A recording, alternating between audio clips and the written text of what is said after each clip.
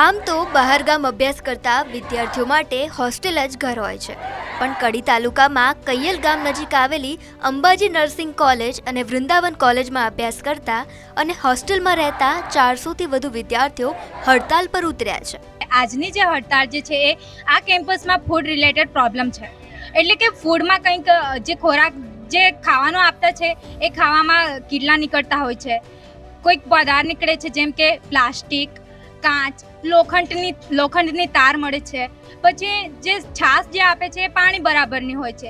એટલે આપણે એવો ખોરાક કેવી રીતે ખાઈ શકીએ ને પછી જે સવારનો નાસ્તો જે હોય છે એ નાસ્તો પણ ખાવા લાયકનો નથી હોતો.